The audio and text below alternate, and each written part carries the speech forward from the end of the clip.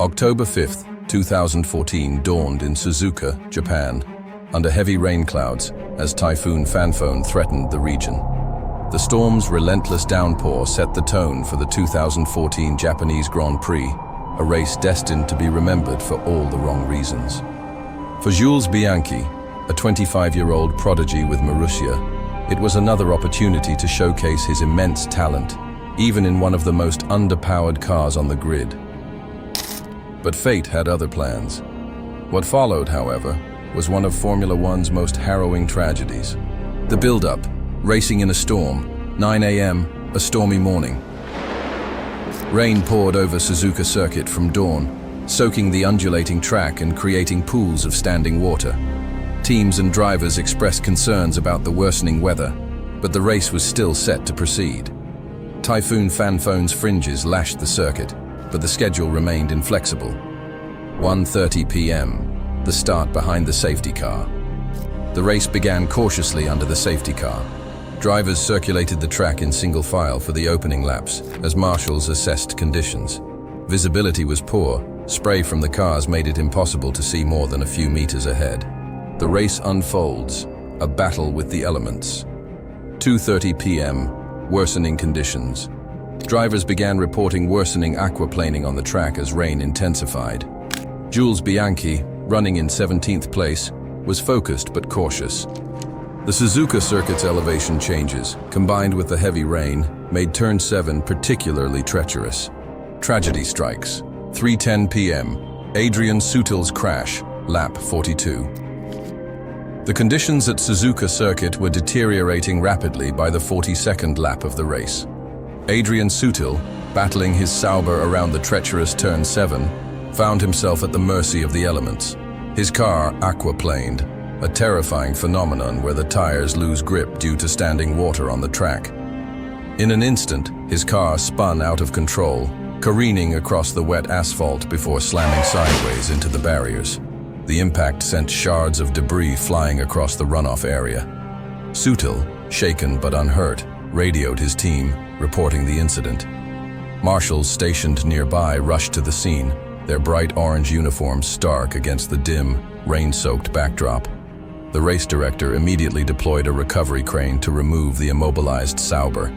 Yellow flags were waved at Turn 7, signaling all drivers to reduce speed and exercise extreme caution. But the rain continued to fall relentlessly, pooling in the low sections of the track.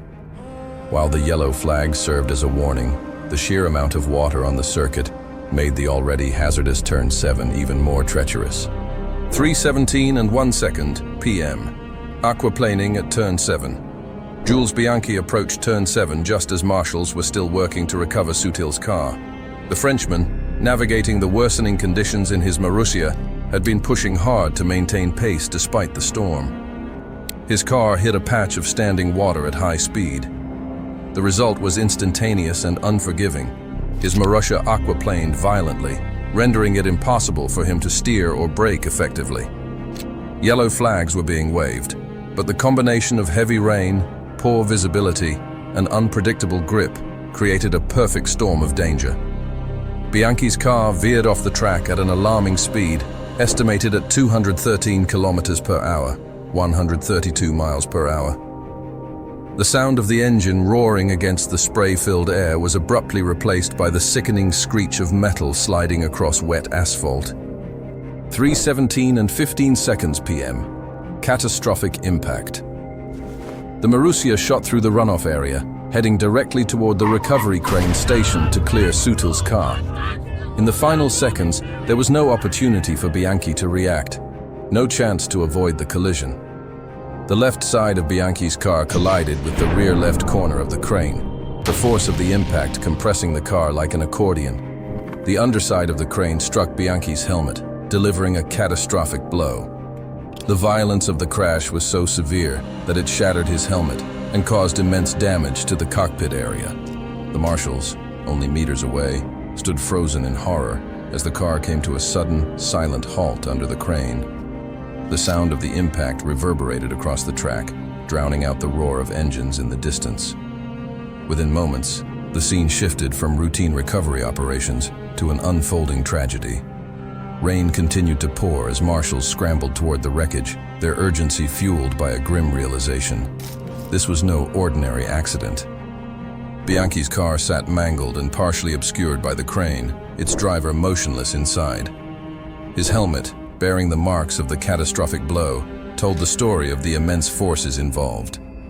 Radio communication crackled to life as teams alerted race control. The red flag was promptly deployed, halting the race and diverting every resource to Bianchi's aid. As the chaos unfolded, marshals and medical teams began the delicate task of extracting the young driver from the wreckage, their faces etched with urgency and despair. The immediate aftermath. 3:18 and 12 seconds p.m., red flags and medical response. The race was red flagged, and medical teams rushed to the scene. Rain continued to pour, making the rescue effort more difficult. Bianchi was unconscious in the cockpit, his helmet shattered from the force of the impact. 3:23 and 2 seconds p.m., extraction from the car. It took several minutes for marshals and doctors to carefully extract Bianchi from the wreckage. The medical team worked with extraordinary precision, stabilizing him for transport. 3:30 and 8 seconds p.m., ambulance departs. Due to the worsening weather, an airlift was deemed too dangerous. Instead, Bianchi was transported to ME General Hospital by ambulance, with medical personnel administering critical care en route. The fight for survival. 4 o'clock and 1 second p.m., arrival at ME General Hospital. Bianchi arrived at ME General Hospital unconscious and in critical condition. A team of neurosurgeons immediately began working to relieve intracranial pressure caused by swelling in his brain. Their diagnosis was grim: a diffuse axonal injury, DAI, a catastrophic form of traumatic brain injury characterized by widespread shearing of the brain's nerve fibers. The fight for survival. Jules Bianchi was placed in a medically induced coma to manage swelling and prevent further damage. How he was kept alive. First, ventilator support. Bianchi was dependent on a ventilator to assist with breathing. The extent of his brain injury impaired his body's ability to regulate basic autonomic functions, requiring constant monitoring by critical care specialists. 2. Feeding and hydration. A feeding tube delivered nutrients and hydration directly to his stomach. This method ensured that Bianchi's body received sufficient sustenance to maintain basic functions, despite his inability to eat or drink. 3. Monitoring brain activity. Electroencephalograms, EEGs, were used to monitor any changes in brain activity. However, reports indicated that there was minimal, if any, neural response during his time in the coma. 4. Infection prevention. Prolonged immobility and reliance on medical equipment made Bianchi susceptible to infections such as pneumonia or sepsis. Doctors administered antibiotics proactively and maintained a sterile environment to reduce risks. 5. Physical care. To prevent bed sores and muscle atrophy, nurses regularly repositioned Bianchi's body and employed physical therapy techniques. This was crucial to minimize complications from long-term immobility. The emotional vigil. Throughout those 9 months, Bianchi's parents, Philippe and Christine, remained by his side. His family took turns speaking to him, playing his favorite music like Robin Thicke's Blurred Lines, and ensuring he was never alone. Despite the overwhelming odds, they clung to hope, bolstered by messages of support from fans and the motorsport community. The day of goodbye, July 17, 2015, the decision to let go. After months of unwavering hope, Philippe and Christine faced the most excruciating decision of their lives. Medical teams confirmed that Jules's brain injuries were irreversible. His brain showed no signs of activity, and any chance of recovery had long since vanished. Surrounded by his family, Jules Bianchi passed away peacefully in the early hours of July 17, 2015, at a hospital near his home in Nice, France. He was 25 years old. The autopsy. The autopsy was conducted in Nice, France, shortly after Bianchi's death. The procedure was overseen by Dr. Jacques Reynaud, a prominent forensic pathologist specializing in traumatic brain injuries. Finalized on July 31, 2015, and later shared with Jules Bianchi's family, it revealed the primary cause of death as diffuse axonal injury, DAI.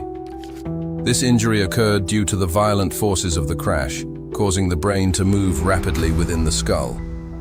The resulting shearing of axonal fibers led to widespread brain damage, particularly in the frontal and parietal lobes. Additionally, the autopsy identified fractures on the left side of Bianchi's skull, further complicating his condition. Extensive cranial hemorrhaging, consistent with the severity of the trauma, was also noted,